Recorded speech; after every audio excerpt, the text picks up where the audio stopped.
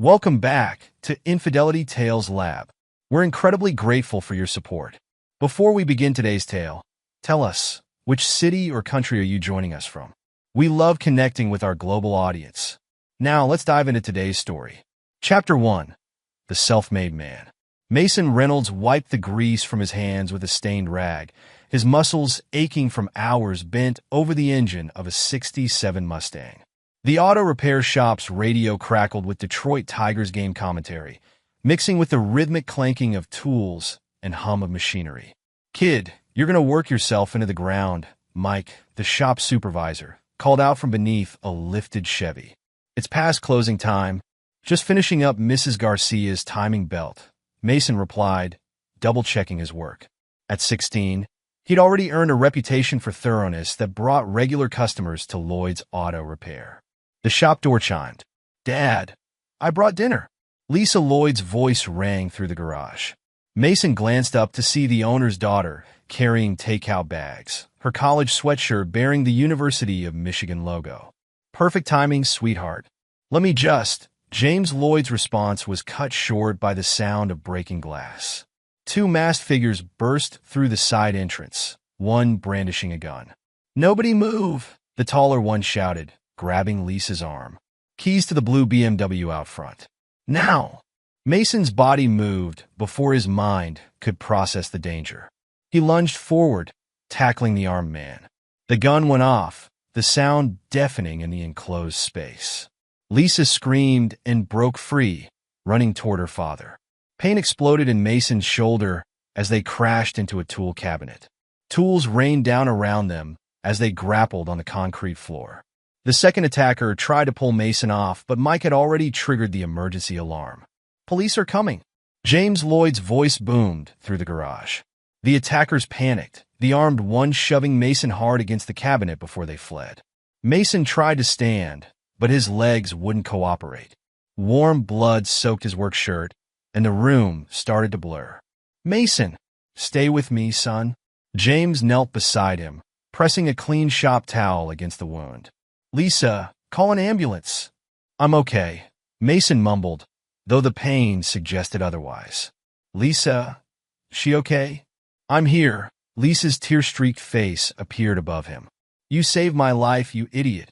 The next 3 weeks in the hospital gave Mason plenty of time to question his impulsive heroics. His father visited between shifts, pride and worry battling in his tired eyes. The shop's other mechanics rotated through, bringing magazines and updates about their regular customers. James Lloyd came every day, often staying for hours with his laptop open, working while Mason slept. On the day before Mason's release, he closed the laptop and cleared his throat. "I've been watching you work for 2 years now," James began. "You've got something special, Mason. Not just with cars. You see patterns, solve problems. Ever thought about programming?" Mason shifted in the hospital bed. "Like computers?" "Never had much chance to learn. I worked as a software engineer for 30 years before buying the shop," James revealed. "These days, cars are rolling computers. Someone who understands both sides. That's valuable." "Mr. Lloyd, I appreciate it, but I need to work." "My family." "You'll still work at the shop," James interrupted. "But 3 nights a week, you'll learn programming from me. No charge. Consider it an investment in both our futures." That conversation changed the trajectory of Mason's life. James became more than a boss. He became a mentor, teaching Mason the fundamentals of coding after hours in the shop's small office. Mason absorbed everything, often coding late into the night at home on a refurbished laptop James gave him. Life had other plans. 2 months after Mason's 18th birthday, his father collapsed at work. The stroke left him partially paralyzed, unable to work any of his 3 jobs. Mason's mother took extra shifts at the diner, but it wasn't enough. "You should focus on school," his father protested weakly from his hospital bed. "You're programming." "I'm not giving that up," Mason assured him. "But family comes first. You taught me that." He took over as head mechanic at Lloyd's, working longer hours while continuing his evening programming sessions with James. They began developing software to streamline automotive diagnostics, combining Mason's practical experience with James's coding expertise. This could revolutionize how shops operate, James explained one night, reviewing their code. Most diagnostic software is either too complex or too simple. We're building something that actually thinks like a mechanic. Their prototype caught the attention of a major automotive software company. Negotiations stretched over months, with James handling the business side, while Mason refined the software. The final offer came in, $8 million. "We did it, kid," James said, his voice rough with emotion as they prepared to sign the contracts. "I always knew you had it in you." That night, James suffered a massive heart attack. By the time Mason reached the hospital, he was gone. The nurses gave him a sealed envelope, James's last letter. Mason sat in his car, hands shaking as he opened it. "Dear Mason, if you're reading this, I guess the timing wasn't on my side. Don't you dare feel guilty. These have been the best years of my retirement, watching you grow into the man you've become. I've updated my will. My share of the software sale goes to you, with one condition. Make it count, son. Not just the money, make your life count. You've got the brains and the heart to do amazing things. Lisa will handle the shop. She's got her mother's business sense. You need to spread your wings now. Just remember where you came from, and never forget that success isn't about the money. It's about what you do with it. Proud of you, son." James. The Detroit Charity Foundation's annual gala wasn't Mason's typical scene. He tugged at his bow tie, feeling out of place among the city's elite. But James's letter had been clear, make it count, and the foundation's youth education programs aligned with his mentor's values. "You look like you're planning an escape," a warm voice observed. Mason turned to find a woman in a deep blue gown regarding him with amusement. "I'm Sarah Mitchell, and you're Mason Reynolds, tonight's honoree for the Young Philanthropist Award." "Guilty," Mason admitted. "I'm more comfortable under a car than under chandeliers." Sarah's laugh was genuine, her eyes crinkling at the corners. "Finally, someone real at one of these events. Come on, I'll introduce you to some people who actually do the work these galas fund." She led him to a group discussing local shelter programs, her hand resting lightly on his arm. Mason found himself drawn into a conversation about technology education for at-risk youth, his discomfort forgotten as he shared his experiences. "See? Not so terrible," Sarah teased later as they escaped to a quieter balcony. "Though I suspect you'd rather be working on your next project. Is it that obvious?" "You light up when you talk about possibilities," she observed. "It's refreshing. Most people here just talk about their achievements." A text message interrupted their conversation. Joey Martinez, Mason's childhood friend. "Everything okay?" Sarah asked, noting his frown. "Just a friend checking in.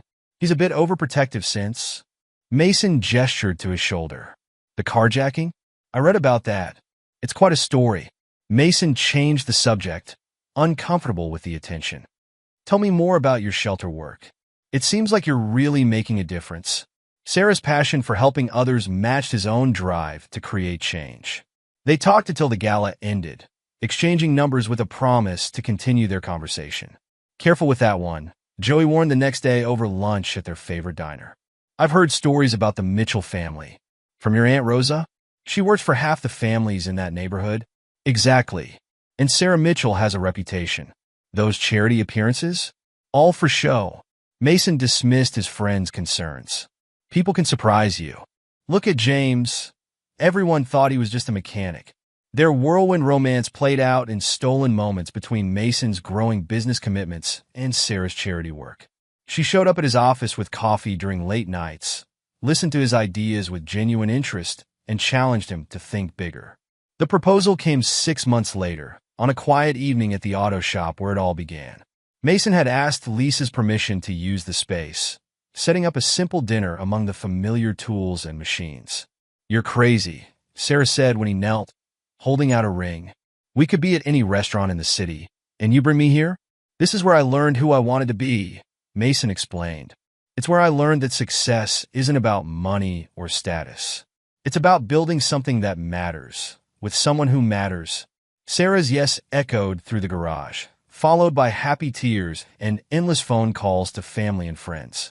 Richard Mitchell, Sarah's father, hosted an engagement dinner that turned into an impromptu business discussion. "We could use someone with your vision in the family business," Richard offered. The automotive industry is changing. We need to change with it. I appreciate the offer, sir, but I want to build something of my own. Richard nodded approvingly. Good answer. But let's talk about possible collaborations. Kyle, show Mason the new prototype designs. Kyle Mitchell, Sarah's brother, spread out technical drawings on the dining room table. Dad's right. We need fresh eyes. These are our current safety system designs, but something's missing. The two men bonded over their shared passion for innovation. Kyle's engineering background complemented Mason's practical experience, and they spent hours discussing potential improvements. Finally, someone who speaks car, Kyle joked. Most of Sarah's boyfriends couldn't tell a carburetor from a catalytic converter. Their wedding was a blend of worlds. The Mitchell family's social circle mixing with Mason's auto shop family.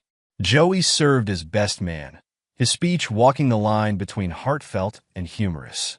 To the guy who never met a problem he couldn't solve, Joey concluded, raising his glass. And to Sarah, take care of our resident hero. He forgets he's not actually invincible. As they swayed during their first dance, Sarah whispered, "Thank you for making me part of your story." Mason held her closer, James's words echoing in his mind. "Make it count, son." He had no way of knowing that his mentor's final advice would take on a darker meaning in the years to come. Chapter 2. The Web of Deception. 3 years into their marriage, Mason's company had grown beyond his wildest dreams. The office buzzed with energy as engineers and developers worked on next-generation vehicle safety systems. But success came with a price: 60-hour workweeks and constant pressure to innovate. "Mr. Reynolds, the prototype test results are ready," his assistant announced one morning. Mason rubbed his chest, trying to ignore the persistent ache that had bothered him for days. "I'll review them after the investor meeting," he replied, popping an antacid. The pain intensified during his presentation, and he barely made it through. Dr. Anderson's diagnosis was blunt: a minor heart attack. "You're 32, Mr. Reynolds. This is a warning sign you can't ignore. How long until I can return to work?" 2 weeks minimum. "And you need to reduce your stress levels?" The doctor peered at him over reading glasses. "Have you told your wife?" Mason hadn't. Sarah had been distant lately, organizing elaborate parties at their beach house. The last thing she needed was another worry. At home, he found a note: "Charity dinner tonight. Don't wait up." S. The beach house parties had become more frequent, each more lavish than the last. Mason reviewed the credit card statements with growing concern. $50,000 for catering, $30,000 for decorations, $100,000 for a weekend yacht rental. "It's about maintaining the right image," Sarah explained when he finally confronted her. Tears welled in her eyes. "These people can make or break your company's reputation. I'm doing this for us." Her breakdown triggered his protective instincts. "Hey, it's okay. Just maybe we can scale things back a bit." "Of course," she sniffled, curling into his arms. "I just want you to have everything you deserve." In the kitchen, Rosa Martinez scrubbed dishes with unusual vigor, her lips pressed into a tight line. The housekeeper had worked for them since their marriage, recommended by her nephew Joey. "Estás bien?" Mason asked, noticing her distress. "Sí, señor." Rosa's response was clipped. She hesitated, then added, "Be careful with those parties, Mr. Reynolds. Not everyone there is a friend." Before he could probe further, Sarah swept into the kitchen. "Rosa, Brad Cooper confirmed for next weekend. Make sure we have that whiskey he likes." Brad Cooper's return to Detroit had caused quite a stir. The former investment banker had left town 5 years ago after a series of failed ventures. Now he was back, humbled and seeking redemption. "Everyone deserves a second chance," Richard Mitchell declared at a family dinner. "Brad's learned from his mistakes. He's not the same man who left." Kyle shifted uncomfortably in his seat. "Dad, maybe we should." "Kyle, enough." Richard's tone brooked no argument. Brad's already helped restructure 2 struggling companies. He has valuable insights. Later that night, Mason overheard Kyle asking unusually specific questions about the security systems at Mason's research facility. "Just professional curiosity," Kyle explained quickly. "You can never be too careful with proprietary technology."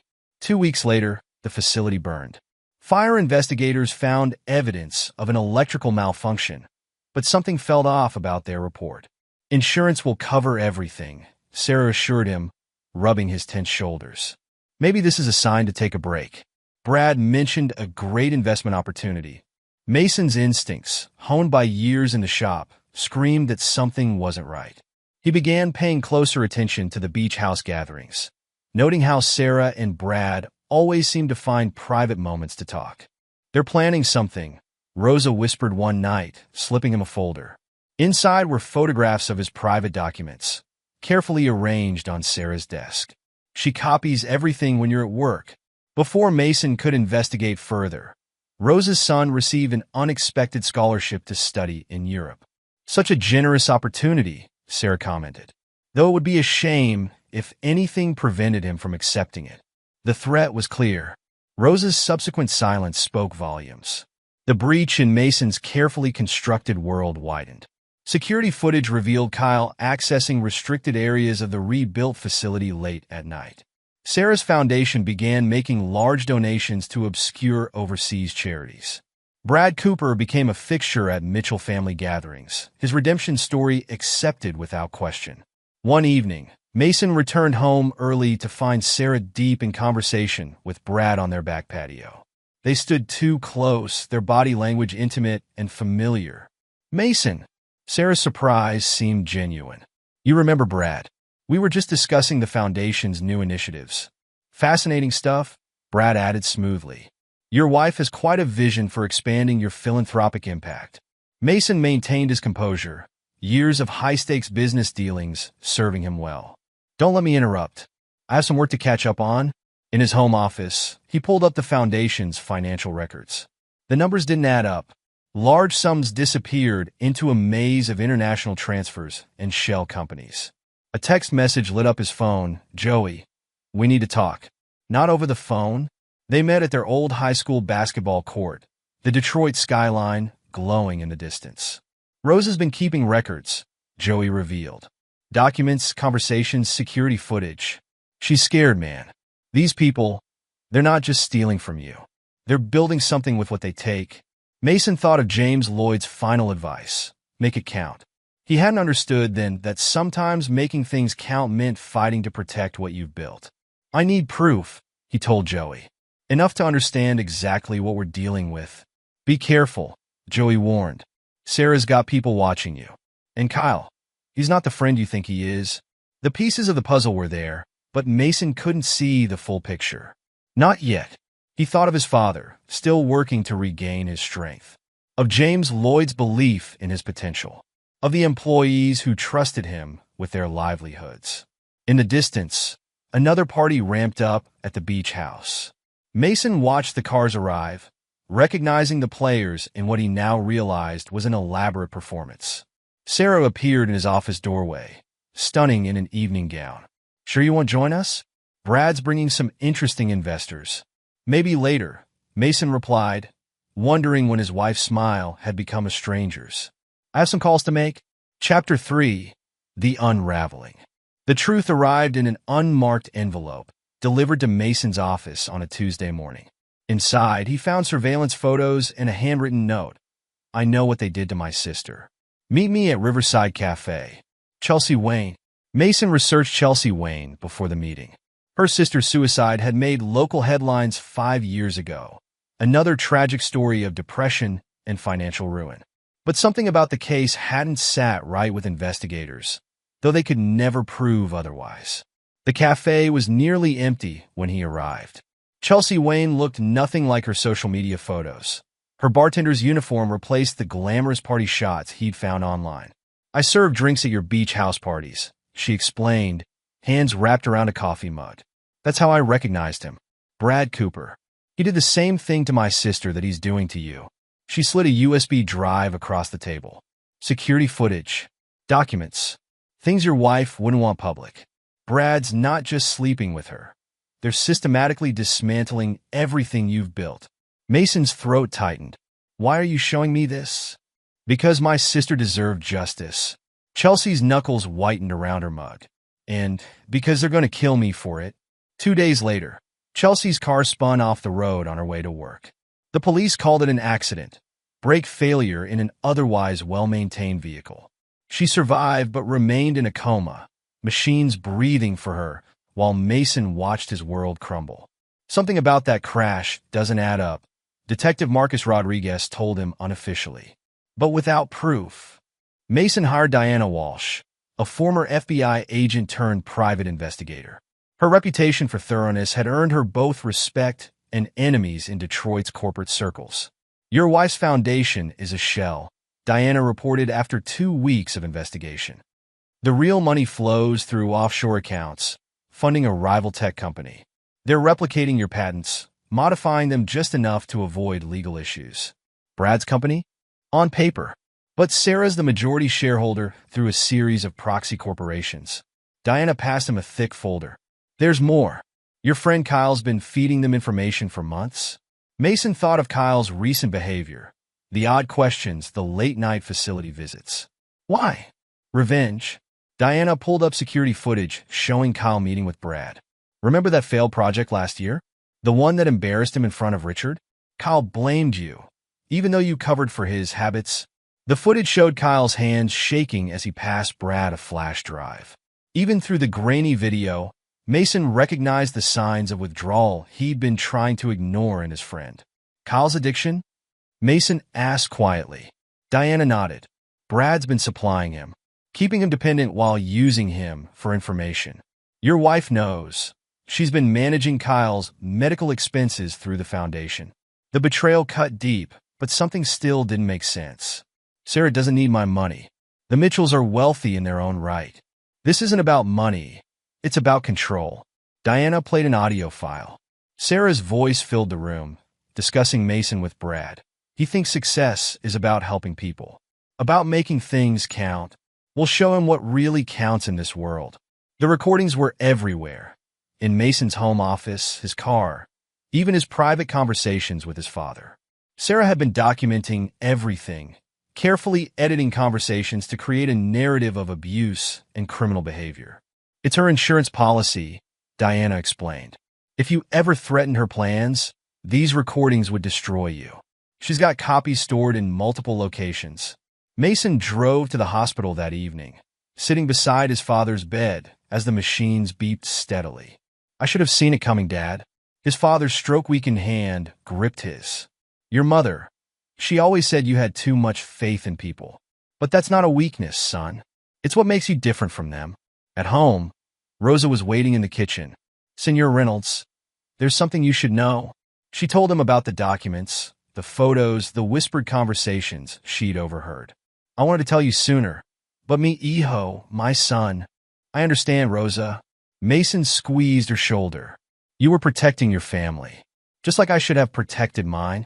In his office, Mason reviewed everything, the security footage, financial records, Diana's reports. Each betrayal stripped away another layer of the life he'd thought he was building. The final piece clicked when he found Sarah's private calendar. The beach house parties weren't just social events. They were strategic gatherings where Sarah and Brad cultivated allies, identified targets, and planned their takeover of Mason's company. His phone buzzed, a text from Kyle. Need to talk. It's about Sarah and Brad. I can't do this anymore. Mason stared at the message, remembering the eager friend who'd shared his dreams of revolutionizing the auto industry. Now Kyle was just another casualty in Sarah's game, another piece she'd sacrificed for her ambitions. The beach house lights blazed in the distance, another party in full swing. Mason could picture them there. Sarah charming potential investors, Brad working the room, Kyle drowning his guilt in expensive whiskey. All while Chelsea Wayne lay in a hospital bed, paying the price for trying to expose their lies. His chest tightened, the reminder of his heart attack, a physical manifestation of the stress they'd placed him under. But Mason Reynolds hadn't survived growing up in Detroit, hadn't fought his way up from nothing by giving up when things got difficult. James Lloyd's letter sat in his desk drawer. Make it count, son. The words took on new meaning now. Making it count wasn't just about success. It was about justice. About protecting others from people like Sarah and Brad. Mason picked up his phone and dialed Diana Walsh's number. I need everything you can find on Brad Cooper's past victims. All of them. What are you planning? Diana asked. Mason watched another luxury car pull up to the beach house. Another potential conspirator arriving for Sarah's performance. I'm going to show them what really counts in this world. The game was changing. Sarah and Brad had spent years weaving their web of deception, but they'd forgotten one crucial detail. Before Mason Reynolds was a successful businessman, he was a mechanic from Detroit. And mechanics knew that even the most complex systems could be taken apart, piece by piece, until nothing remained but the truth. Chapter 4. The Countermove. Mason sat in his office, reviewing Diana Walsh's latest findings. The betrayal still stung, but anger had given way to calculated determination. His computer screen displayed an old military file. Thomas Reeves, former intelligence officer, now running a private security firm in Chicago. Brad Cooper destroyed his career 5 years ago, Diana explained through the speakerphone. Reeves was investigating defense contract fraud when Brad fabricated evidence against him. He lost everything. Can you arrange a meeting? Already did. He's flying in tomorrow. Tom Reeves wasn't what Mason expected. The man who walked into his office moved, but his eyes held a weariness that spoke of battles fought long after leaving the service. I've been tracking Brad Cooper since he ruined my life, Tom said, placing a thumb drive on Mason's desk. You're not his first target, and Sarah's not his first accomplice. They have a pattern. The drive contained detailed files on dozens of victims, business owners, investors, even charities. Each story followed a similar trajectory. Brad would appear as a reformed man seeking redemption, gain trust, then systematically dismantle his target's life. You've built quite a file, Mason observed. Not just me. Tom leaned forward. There's a network of us. People whose lives Brad destroyed. We've been waiting for someone with the resources to bring him down. Mason studied the older man. Why help me? Because you're different. The others, they want revenge. You. Tom gestured at the youth education program certificates on Mason's wall. You want justice. They spent hours reviewing Tom's intelligence network. Former military operators, private investigators, even a few reformed con artists, all connected by their desire to stop Brad Cooper. Your wife's foundation, Tom pointed at financial records. It's laundering money from your company through fake charities. But expose it now, and they'll destroy the evidence. Mason nodded. So, we track the money instead. See where it leads? Their first breakthrough came from an unexpected source. Maria Santos, director of a women's shelter, contacted Mason after recognizing Sarah's name in the foundation's records. She promised us funding last year, Maria explained in her small office. Made a big show of touring the facility, taking photos with our residents. Then denied our application and gave the money to some overseas awareness campaign. Maria pulled out a folder. But that's not why I'm here. One of our residents recognized her. Sarah used to volunteer at another shelter until they caught her stealing donation records.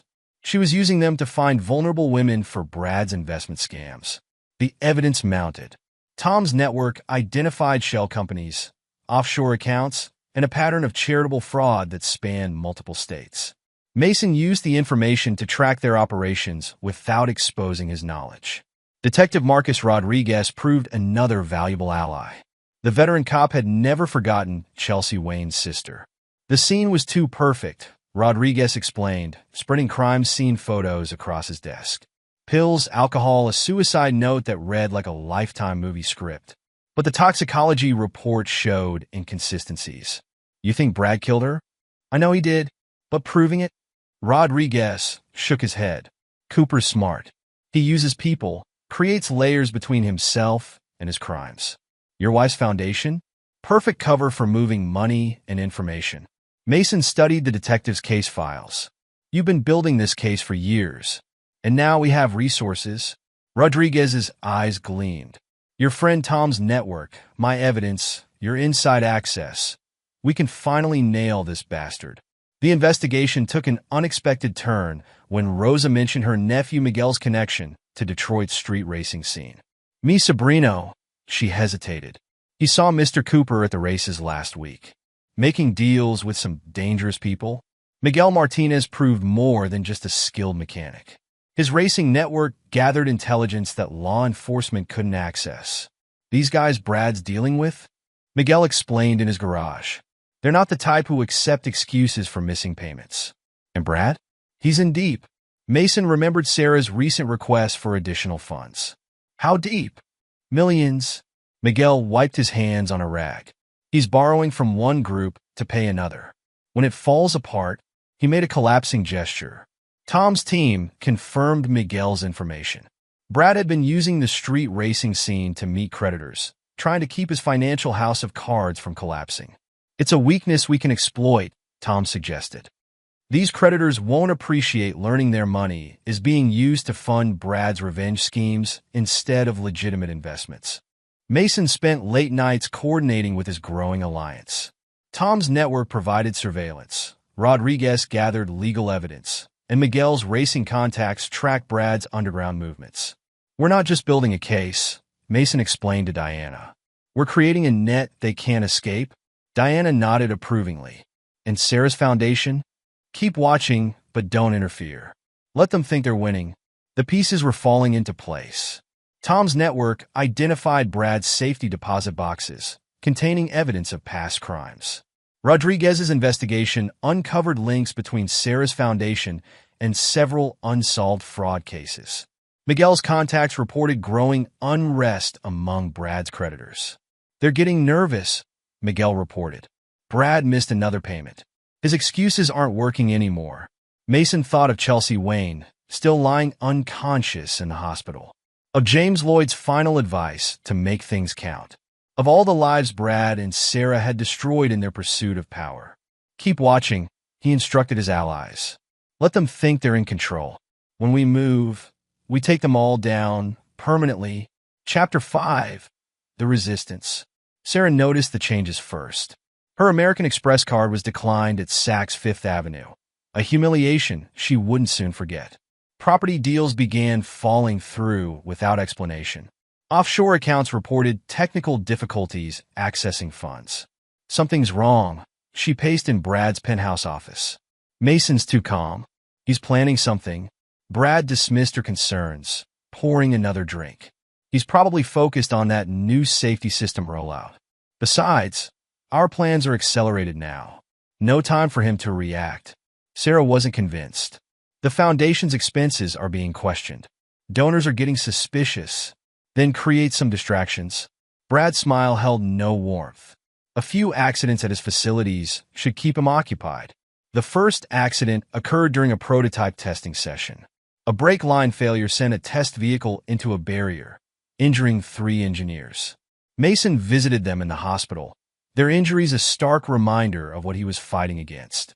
They knew the risks, Jim Chun, the lead engineer, said from his hospital bed. But sabotage? That's not a risk we signed up for.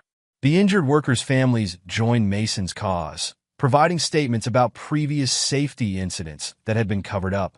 Each piece of evidence strengthened the case against Brad and Sarah. Kyle Mitchell's descent into addiction accelerated. He stumbled into Mason's office one night, pupils dilated, hands shaking. I need money, Kyle slurred. Or maybe I'll tell everyone about your company's little quality control problems. Mason studied his former friend. Kyle, when was the last time you were clean? Don't lecture me. Kyle's anger crumbled into tears. You don't understand. Brad, he helps me forget. Forget how I disappointed everyone. Brad helps you forget by keeping you addicted. Mason pulled out a file. He's been dosing your drinks at parties, making sure you stay dependent. Sarah manages your prescriptions through the foundation. Kyle stared at the evidence. Pharmacy records, surveillance photos, text messages between Brad and Sarah discussing his medication schedule. They wouldn't. Kyle's voice broke. Sarah's my sister. She stopped being your sister the day she chose Brad over family. Mason placed a business card on the desk. This is the best rehabilitation center in Michigan. When you're ready to fight back, call them. The Mitchell family's carefully maintained facade began cracking. Richard Mitchell collapsed during a board meeting after discovering Sarah had been embezzling from family charities. How could you? Patricia Mitchell confronted her daughter in the hospital waiting room. Your father trusted you with those funds. Like you trusted me with your prescription pad? Sarah's voice dripped venom. I know about your little arrangement with that pharmacist, Mother. Does Daddy know his perfect wife has been doctor shopping? Patricia recoiled. I need those medications, and I need them to supply certain associates. Sarah's smile was razor-sharp. "So let's keep our little secrets, shall we?" But Patricia Mitchell had reached her breaking point. She hired a private investigator who uncovered Sarah's drug-dealing operation, stealing prescriptions from her mother and other wealthy women, selling them through the Foundation's healthcare outreach programs. The evidence found its way to Mason through Tom's network. "Patricia Mitchell wants to help," Tom reported.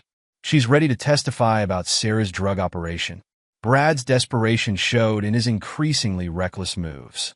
He ordered more accidents at Mason's facilities, hoping to force a sale. But each incident only strengthened the case against him. "He's getting sloppy," Rodriguez observed, reviewing security footage. "Making mistakes. The kind of mistakes that get people killed." Mason thought of Chelsea Wayne, still unresponsive in her hospital room. "That's what I'm afraid of." Kyle's attempted blackmail backfired when Mason used it to get him into rehab. Tom's team ensured the facility's security, protecting Kyle from both Brad's influence and his own worst impulses. "Your sister and Brad," Mason told Kyle during a rehab visit, "they've been manipulating your addiction, keeping you dependent so you'd help them destroy me." Kyle's hands trembled as he read text messages between Brad and Sarah, discussing which drugs would keep him most compliant. "I trusted them. My own sister. Help me stop them," Mason urged. "Not for revenge, for justice. For all the people they've hurt." The Mitchell family's reputation crumbled as more evidence emerged. Richard's heart attack forced a leadership change at the family company. Patricia's discovery of Sarah's drug-dealing operation shattered her illusions about her daughter.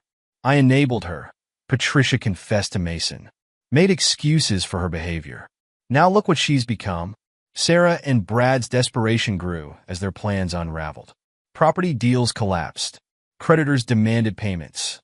The Foundation's donors began asking uncomfortable questions.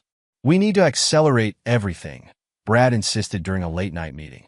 "Sell off Mason's company pieces before he realizes what's happening." But Mason was already 10 steps ahead, his alliance growing stronger each day. Tom's network tracked their moves. Rodriguez gathered evidence. Miguel's racing contacts reported Brad's increasing desperation in the underground racing scene. The storm was gathering, and Sarah and Brad had no idea they were already surrounded. Chapter 6: The Alliance. Chelsea Wayne's hospital room was quiet except for the steady beep of monitors. Mason visited regularly, updating the comatose woman on their progress against Brad. "Your sister would be proud," he told her. "We're close to proving Brad murdered her." The breakthrough came unexpectedly. Chelsea's eyes fluttered open during one of Mason's visits. Her first words, barely a whisper, "Brad Cooper killed my sister." Detective Rodriguez recorded her statement. Chelsea revealed that her sister had discovered Brad's connection to a series of real estate scams targeting vulnerable homeowners. She was going to expose him. Chelsea's voice strengthened with each word. The next day, Brad visited her. Hours later, she was dead. The suicide note? Brad forced her to write it while he prepared the drugs. Rodriguez's cold case suddenly turned hot. "This is what we needed: direct testimony linking Brad to a murder." Federal investigators joined the case, revealing they'd been building their own file on Brad's operations. Chelsea's testimony provided the connection they needed to various unsolved crimes. Another ally emerged from Brad's past. Jennifer Cooper, his ex-wife, contacted Mason through Tom's network. They met in a secure location, Jennifer's face bearing scars that told their own story. Brad didn't want a divorce, she explained, showing Mason old police reports. "When I threatened to expose his schemes, he hired someone to kill me. The attempt failed, but..." She gestured to her scars. "I've been gathering evidence ever since, waiting for the right moment." Jennifer's proof was damning. Recordings, documents, witness statements spanning years of Brad's criminal activities. "He thinks I'm dead," she said. "That's how I've been able to track him without him knowing." Mason's investigation of Sarah's foundation revealed more victims. The foundation had been systematically denying help to legitimate abuse victims while funding fake awareness campaigns. Maria Santos, the women's shelter director, helped Mason contact women Sarah had turned away. Their stories painted a picture of calculated cruelty. She would interview them personally, Maria explained. Get their stories, promise help. then deny them while using their information for her own purposes. Working with Maria, Mason established a legitimate support network for the women Sarah had abandoned. Each testimony strengthened the case against Sarah and Brad. The final piece fell into place when Rose's son returned from his European scholarship. Instead of planting evidence in Mason's office as Sarah had demanded, he had documented everything. "They threatened my mother's job," he explained, sharing videos and recordings. "But Mama raised me better than that. So I played along," gathered proof of their whole operation. The alliance now included victims spanning years of Brad and Sarah's schemes. Tom's coordinated their movements. Rodriguez's police work built the legal case. Maria's shelter network protected vulnerable witnesses. Jennifer's evidence exposed Brad's past crimes. Chelsea's testimony proved his capacity for murder. Mason gathered his allies in a secure location, planning their next moves. The room held an unlikely mix: a detective, a military intelligence officer, a street racer, abuse survivors, and others whose lives Brad and Sarah had touched. "We're not just building a case," Mason addressed the group. "We're building a movement, a way to protect others from people like them." Tom outlined their intelligence gathering. Brad's creditors are ready to turn on him. His underground contacts are getting nervous. "The DA's office is prepared to move on our evidence," Rodriguez added. "Multiple jurisdictions, multiple charges." Maria reported on the support network they'd built. "Women are coming forward daily. Sarah's foundation can't hide its true nature anymore." Miguel's racing contacts provided updates on Brad's deteriorating position in the underground scene. "He's running out of places to hide." The alliance had become more than a group seeking justice. It was a family forged in shared purpose. Each member brought unique skills and perspectives to their cause. Chelsea, now recovered, worked with Rodriguez to strengthen the murder case against Brad. Jennifer's knowledge of Brad's methods helped them anticipate his moves. Maria's shelter network protected witnesses from retaliation. Mason looked at his unlikely family, people from different worlds united against a common enemy. Tom's military expertise, Rodriguez's dedication to justice, Maria's compassion for victims, Miguel's street smarts, Chelsea's determination, Jennifer's resilience. They weren't just fighting Brad and Sarah anymore. They were fighting for everyone who had ever been betrayed, manipulated, or abandoned by those they trusted. The alliance was ready. The storm they had gathered would soon break over Brad and Sarah's carefully constructed world, washing away the lies and leaving only truth in its wake. Chapter 7: The Trap.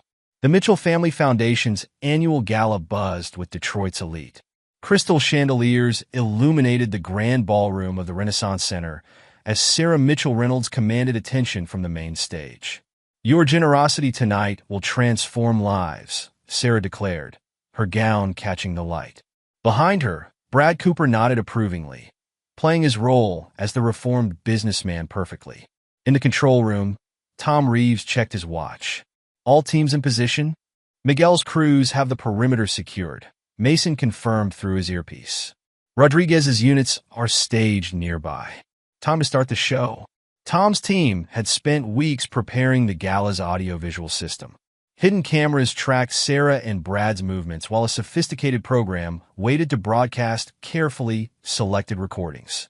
"Ladies and gentlemen," Sarah continued, "I'm honored to announce our foundation's new initiative." The massive screens behind her flickered. Sarah's voice filled the room, but not from the stage. "These idiots will believe anything. Just keep smiling and taking their money." Brad's voice joined hers. "The best part? They think we're helping people. Meanwhile, we're building an empire on their donations." Sarah froze mid-speech as more recordings played. Her carefully edited conversations with Mason were replaced by the unaltered versions, revealing her true nature to the assembled crowd. "Security!" Brad shouted, moving toward the exit. But Miguel's street racing crew had already positioned their vehicles, blocking escape routes tuned machines that made Brad's underground associates nervous. Chelsea Wayne stepped into the spotlight, supported by Jennifer Cooper. The scars on Jennifer's face stood out under the harsh lights as she pointed at Brad. "Tell them how you murdered my sister," Chelsea demanded. "Tell them how you forced her to write that suicide note." Brad reached for his phone, presumably to call his underground contacts for help. The look on his face when he saw Miguel's crews mixed with his creditors told Mason everything he needed to know. Detective Rodriguez chose that moment to enter with his team. "Bradley Cooper," he announced, his voice carrying through the stunned silence. "You're under arrest for the murder of Lisa Wayne." More officers appeared, each carrying warrants for different charges. Tom's network had coordinated with multiple jurisdictions, ensuring no legal escape routes remained. "You can't prove anything," Brad snarled as Rodriguez approached with handcuffs. "Your former associates disagree." Rodriguez nodded towards several of Brad's street racing contacts, now speaking with federal agents. Amazing how cooperative people become when faced with their own criminal charges. Sarah attempted to maintain control. "This is ridiculous. I have evidence of Mason's criminal activities." The screens changed again, showing Sarah coaching Kyle during his addiction, manipulating him into betraying Mason. "Just take these pills," her recorded voice instructed.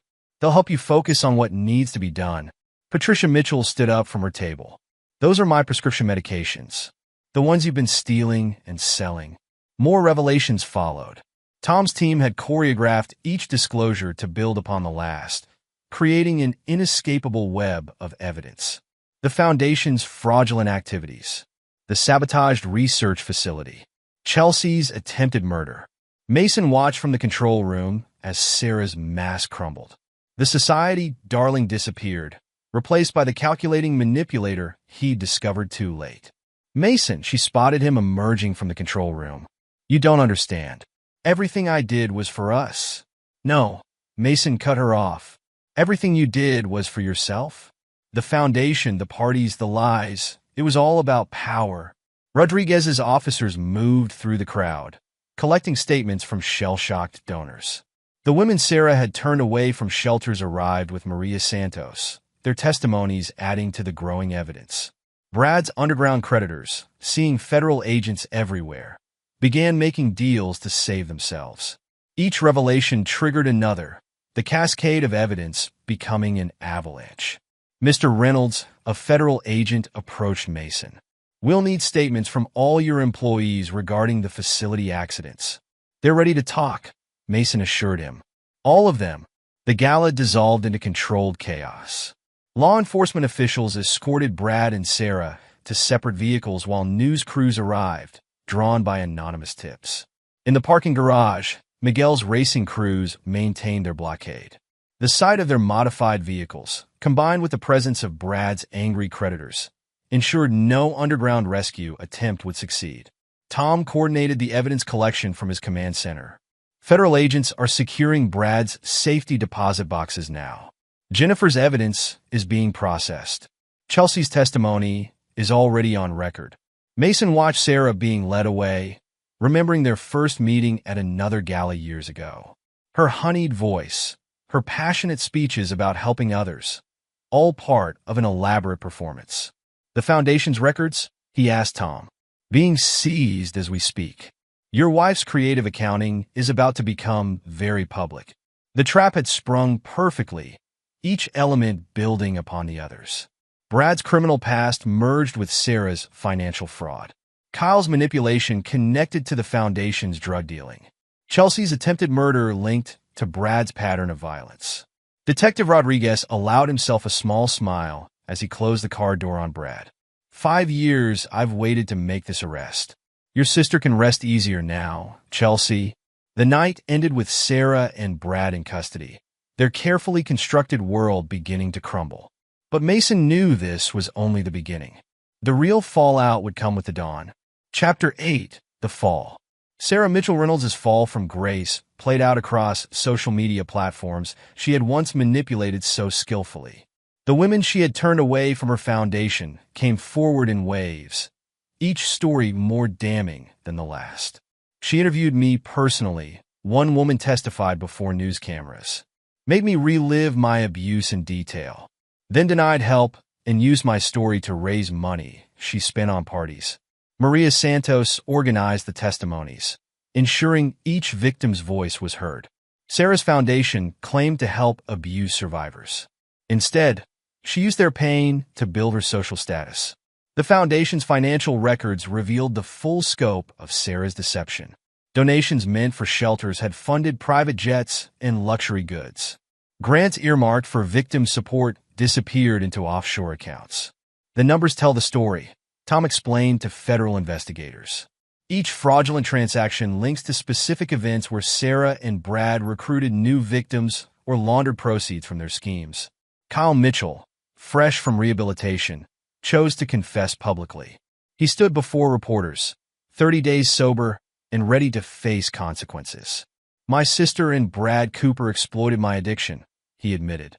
They used drugs to control me, to make me betray people who tried to help me. I'm here to make amends and help prosecute them both. The Mitchell family gathered at Richard's hospital room, watching Kyle's confession on television.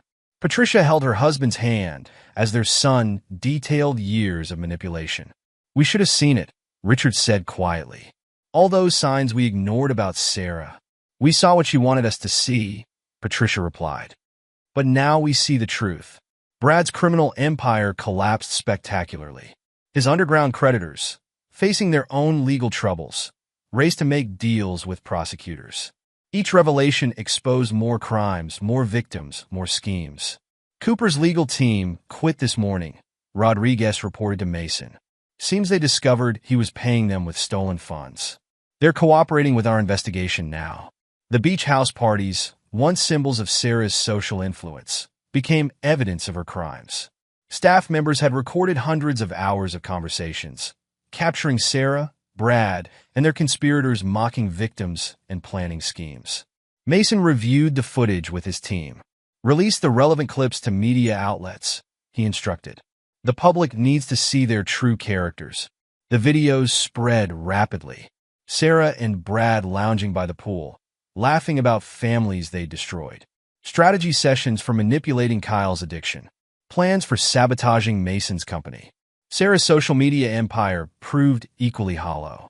Investigation revealed paid influencers managing her accounts, creating a fictional persona of philanthropic dedication. None of it was real, Jennifer Cooper explained to prosecutors. The charity work, the social consciousness. It was all carefully staged for maximum effect. Kyle's public confession sparked the Mitchell family's slow journey toward healing. Richard stepped down from the family company, focusing on recovery and reconciliation with his son. The company needs new leadership, he announced. Someone who remembers what the Mitchell name once stood for. Patricia Mitchell emerged stronger from the scandal. She entered treatment for her prescription drug dependency and began working with addiction support groups. Sarah exploited my weakness, she told fellow recovery patients. But she also showed me I needed help. Sometimes truth comes from unexpected places. Brad's criminal connections abandoned him completely. Evidence emerged linking him to dozens of scams across multiple states. Former associates rushed to distance themselves, providing authorities with years of incriminating documents. It's like watching dominoes fall, Tom observed. Each betrayal exposes 3 more schemes, and those lead to more victims and conspirators. The beach house staff's recordings proved particularly damaging. Hours of footage showed Sarah and Brad's true nature, calculating, cruel, amused by others' suffering. Release that clip of them mocking the domestic violence survivors, Mason instructed his media team. People need to understand exactly who they were supporting. The fallout reached beyond Detroit. Sarah's foundation had connections to charities nationwide, each requiring investigation. Other organizations rushed to distance themselves, auditing donations and severing ties. The foundation's collapse is triggering reviews throughout the nonprofit sector, Diana reported. Sarah's schemes damaged public trust in legitimate charities. Kyle's recovery became part of the Mitchell family's redemption story. His honest acknowledgement of addiction and betrayal resonated with other victims of manipulation. Brad and Sarah didn't just steal money, he explained in therapy sessions. They stole trust, dignity, hope. Those are harder to repay. The evidence mounted daily. Financial fraud, drug trafficking, attempted murder, each charge supported by documents, recordings, witnesses. Brad's own legal team provided the final blow, turning over files showing years of criminal conspiracy. Their ethical awakening conveniently coincided with federal investigations into legal malpractice. Your Honor, Brad's former attorney addressed the court. We wish to amend our previous statements regarding Mr. Cooper's activities. Chapter 9. The Justice. Mason channeled his resources into creating the Reynolds Foundation for victims of white-collar crime. Chelsea Wayne, fully recovered and determined to prevent others from suffering her sister's fate, became its first director. We're not just offering financial support, Chelsea explained during the foundation's launch. We're creating a network to identify and stop predators like Brad Cooper before they destroy lives. The foundation's first case? Helping families Brad had ruined over the years. Jennifer Cooper helped identify victims across multiple states, each story contributing to the growing case against her ex-husband. Your sister would be proud, Mason told Chelsea as they reviewed assistance applications. She tried to expose Brad alone. Now we're building a system to support others who speak up. Sarah's final desperate move came during her pre-trial hearing. I'll expose everything, she threatened through her new lawyers. All of Mason's business secrets, his technological innovations. Mason's response caught her off guard. At a press conference, he announced plans to share his company's safety innovations through open-source technology platforms. Innovation should serve everyone, he declared. These safety systems will be freely available to any manufacturer committed to protecting lives. Sarah's leverage evaporated. The technology she had stolen and hoped to exploit became public resources, transforming the automotive industry in ways she hadn't anticipated. Brad's attempt to flee justice became his final humiliation.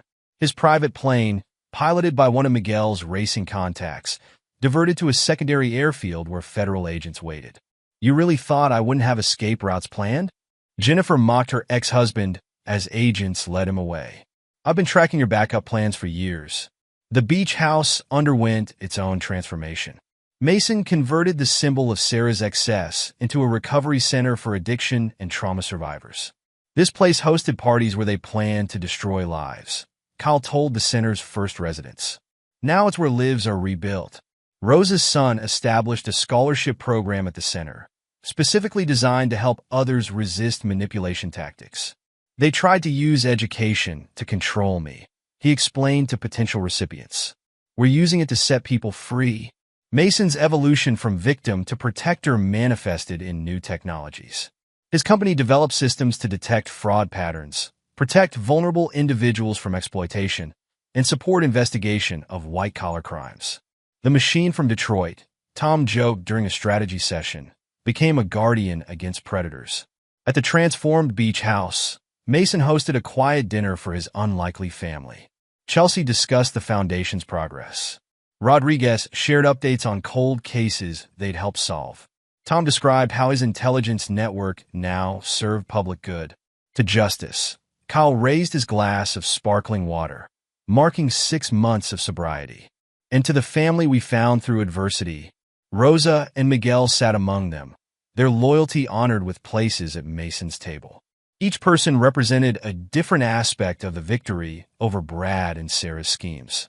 In the background, a news report detailed the aftermath.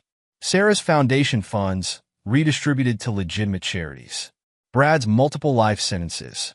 The Mitchell family's rebuilding under Patricia's guidance. Mason's company stock reached new heights as their latest safety system, dedicated to James Lloyd's memory, received international acclaim. The final act of justice came full circle at his father's grave. Mason placed his old Rolex, the one Sarah had given to Brad as a sign of their conspiracy, beside the headstone. You were right, Dad, he said quietly. Success isn't about money. It's about making things count. The watch's gold surface reflected sunlight, transformed from a symbol of betrayal into a marker of lessons learned. The man who placed it there had been transformed too, from a victim of deception into a protector of others. The machine from Detroit had evolved into something more, a guardian against those who would prey on trust and love. And in that evolution, Mason Reynolds had finally fulfilled James Lloyd's last request. He had made it count. Epilogue. 10 years later. Mason Reynolds adjusted his tie as he prepared to address the graduating class of Detroit Technical Institute. The auditorium buzzed with excitement. not just because of graduation day, but because of the announcement they'd all been waiting for. The Reynolds Foundation's Technological Innovation Grant recipients have transformed our understanding of automotive safety, Dean Williams introduced him. And today, the man behind it all has an announcement that will change more lives. Mason approached the podium, James Lloyd's old laptop tucked under his arm. He'd kept it all these years, a reminder of where everything began. 10 years ago, he began, I learned that success isn't measured by what you gain, but by what you give back. Today, the Reynolds Foundation is launching the James Lloyd Programming Initiative, providing full scholarships to 1,000 students from underprivileged backgrounds. In the audience, his father beamed with pride. The stroke's effects were still visible, but years of therapy had restored much of his mobility. Beside him sat Rosa Martinez, now the Foundation's Director of Community Outreach, and her son Miguel, who had transformed the street racing scene into a legitimate automotive testing network. The Reynolds Technology Center occupied the renovated Lloyd's Auto Repair Building. Lisa Lloyd ran the business side, honoring her father's legacy while embracing innovation. The original garage area now housed a state-of-the-art training facility where experienced mechanics taught alongside software engineers. My mentor, James Lloyd, believed in combining practical experience with technological innovation, Mason continued. Today, that vision has created opportunities for thousands. The center's success had sparked similar programs nationwide. Tom Reeves, who now headed the Foundation's security division, had helped establish a network of facilities identifying and preventing white-collar crime before it destroyed lives. We don't just teach technology, Mason explained. We teach responsibility, ethics, the importance of using knowledge to protect others. Chelsea Wayne, watching from backstage, smiled at those words. As executive director of the Reynolds Foundation, she transformed her own tragedy into a force for positive change. The Foundation's Victim Support Network had become a model for organizations worldwide. After the ceremony, Mason hosted a private gathering at the transformed beach house, now the Reynolds Recovery Center. Kyle Mitchell, celebrating 8 years of sobriety, greeted him with a warm embrace. The new rehabilitation wing opens next month, Kyle reported. He'd earned his counseling certification and now helped others overcome addiction. We're already fully booked. Detective Rodriguez, recently promoted to police commissioner, arrived with Jennifer Cooper. Their unlikely romance had blossomed during the years of investigating cold cases linked to Brad's schemes. Jennifer's network of survivors had evolved into a powerful advocacy group. Remember when this place hosted those corrupt parties? Jennifer mused, looking around the center's peaceful grounds. Now it saves lives. Speaking of saving lives, Rodriguez added, the Foundation's crime prevention software flagged another potential scam artist last week. Tom's team is already working with authorities.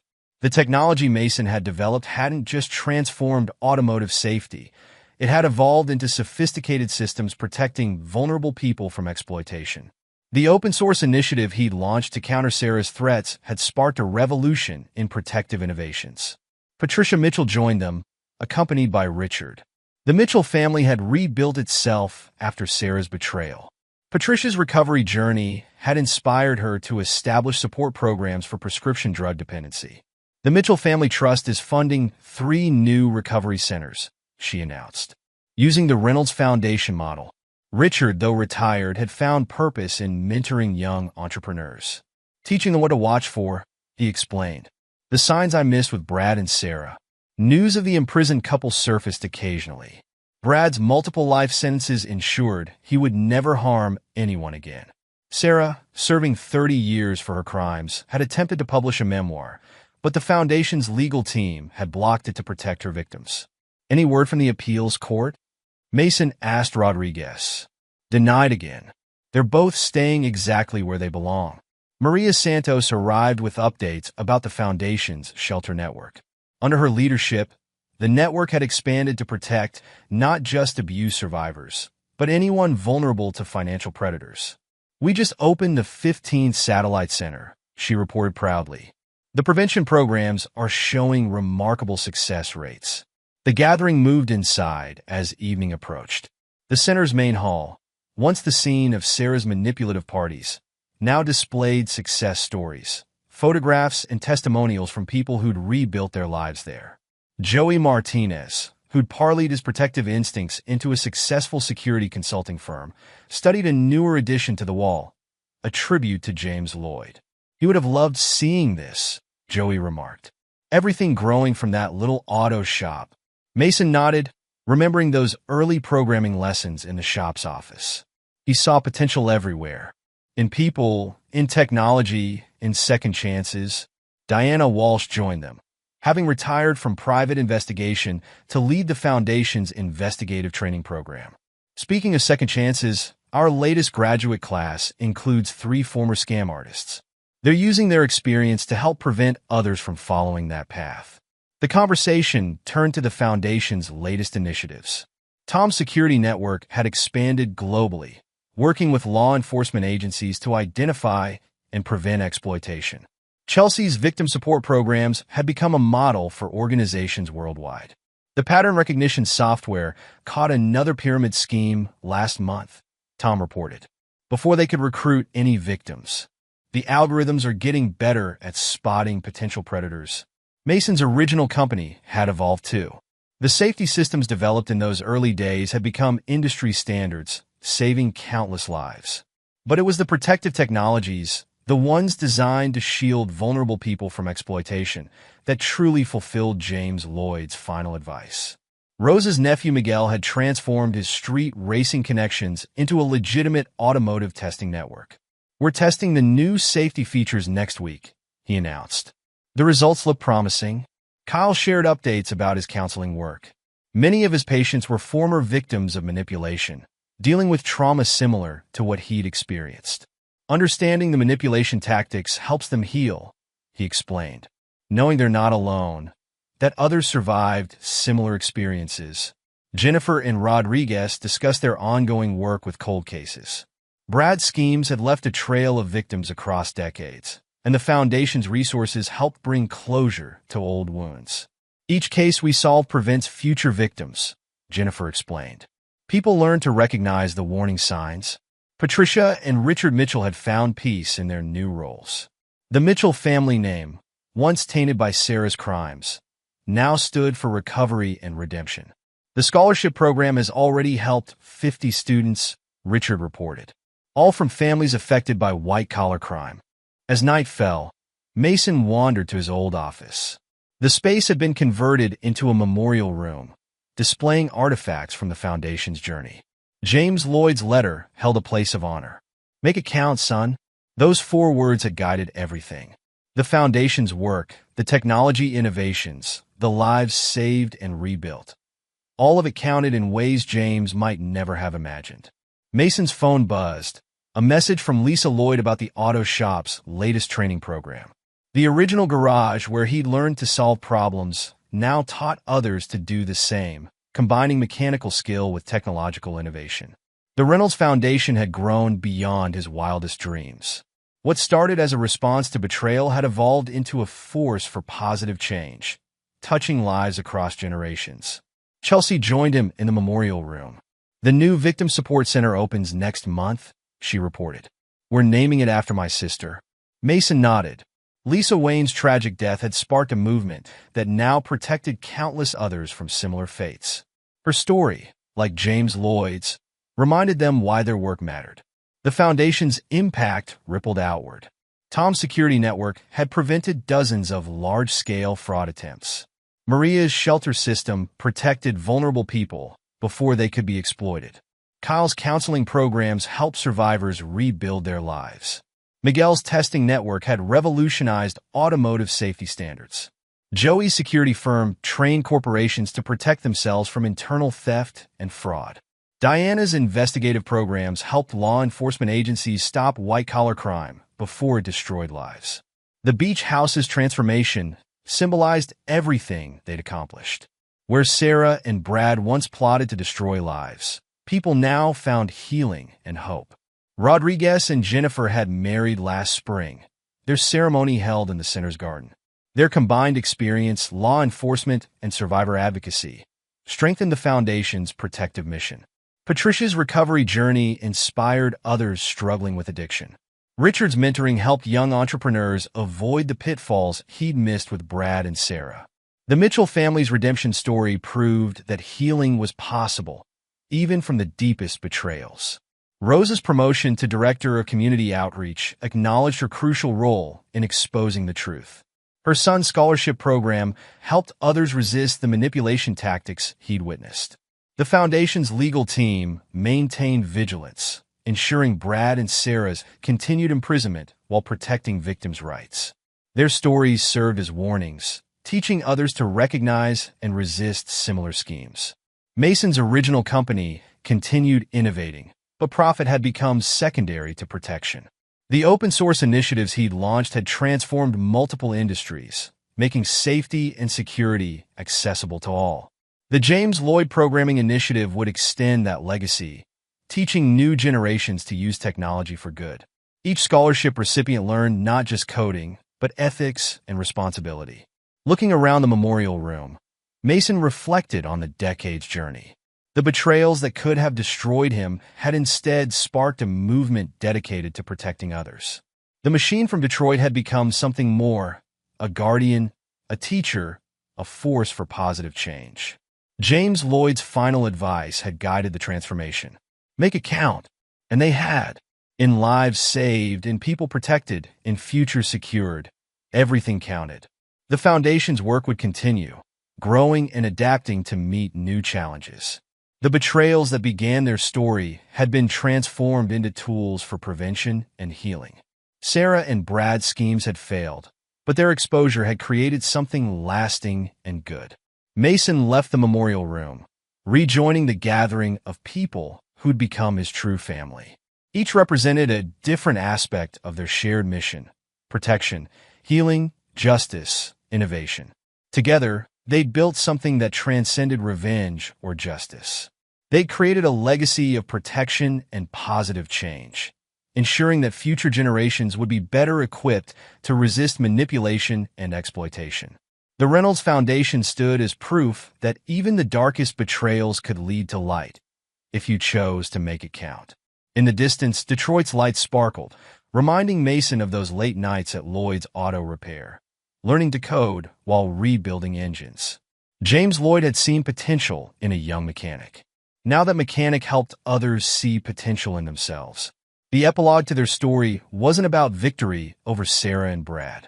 It was about the lives touched, the people protected, the positive changes that rippled outward through generations.